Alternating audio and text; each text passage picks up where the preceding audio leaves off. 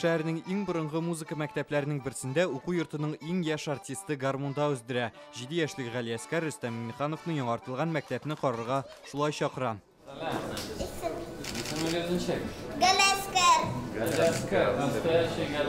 Бинаның түбәсен, тәрәзәләрен алмаштыралар, диварларын җылытып ясыйлар. 29 бүлмәдә заманчалаштырып ремонтлана, яңа уен коралларын кайтаралар. Әмма яңартуларның шул кадәр күләмле булачагына әти-әниләрдә, укытучылар да ышанмады. Бу хакта безнең иҗат төркемендә репортажлар төшергән иде. Бик авыр, бала ял итәргә тиеш, мәктәптән соң, занятиялар, тренировкалардан соң, кызганычка каршы менә шулай бу мәктәпне төзеп бетермәделәр, ремонтын өстен генә ясадылар, фасадны гына моторладылар, менә бүлмәләре калмады. Укытучыларны бик нык җәлибез инде. Төзекләндерүгә 2020 елның маенда керешәләр, әмма акча җитмәү сәбәпле августта ук эш туктатыла. Балалар шәһәрнең башка мәктәпләренә йөреп укырга мәҗбүр булды. Соңрак ремонтка мәдәният илкүләм проекты буенча керешәләр һәм уку йортын танымаслык итеп үзгәртәләр. Бина теге бик әйбәт хәлдә түгел иде инде. Хәзер Аллага шөкер, менә искиткеч төзекләндерү үтте. Баланың да кәефе башкача инде, күтәренке кәеф белән китәбез.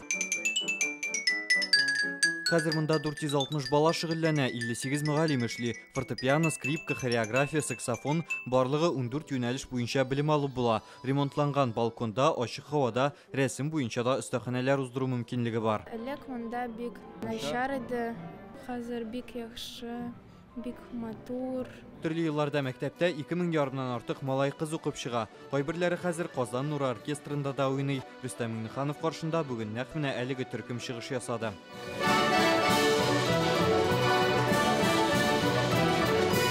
Яңартылган актлар залы хәзер 160 тамашачыга исәпләнгән. Диварларга уен коралларының тавышын яхшырта торган акустик панельләр дә куялар. Бинаның икенче өлешендәге китапханәне дә яңарталар. Музыка мәктәбе белән китапханә Казанның Галимҗан Буруди урамында урнашкан. Монда аның сурәтен дә ясап куйганнар. Һәм бу юкка гына түгел, чөнки әлеге күренекле шәхес татар галиме, җәмәгать эшлеклесе буларак таныш. Шулай ул үз заманында балалар укыткан һәм шәһәр фондына шәхси китапханәсендә тапшырган.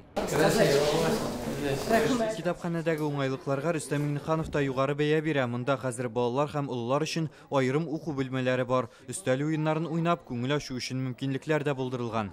Кайсы җиңәсең? Пока ничья. Полтора на полтора. Ну вы на деньги играете? Ну какие деньги? Ну да 30 ел биргәндә бу библиотекаларда. Ну кешеләр әйбәт монда. Ну хәзер бик күңелле инде. Китапларның электрон фондын булдырып, аларны алу тапшыру өчен заманча системаларда урнаштырыла. Башкалада моңарчы алар 2 генә китапханәдә булган. Бу система ярдәмендә безнең укучылар библиотека ярдәмсез китапларны үзләре алалар, тапшыра алалар. Тулысынча инде китапханәдә ремонт булды. Безгә бик рәхәт, бик ошый, җиңеллекләр күбрәк барлыкка килде. Монда кабул итәләр әйбәт. Китапны кирәк икән эзләп табып биреп, консультация кирәк булса аларында эшлиләр инде. Китапханә һәм музыка мәктәбеннән торган әлеге үзәккә гаилә исеме биргәннәр. Бу объектның мәгънәсе ул гаилә өчен милли үзәге, мәдәният үзәге. Шуңа күрә әни әйтәләр, балаларны калдыралар мәктәптә, китапханәгә барып китап укыйлар, кофе эчәләр, аннары өйгә кайталар. Әлеге үзәктә булдырылган яңа шартлар хәзер сәнгатькә тартылучыларның санын тагын да арттырыр дип өметләнәләр биредә. Рүзәл Шарипов, Алмаз Зиятдинов, Яңа Гасыр каналы.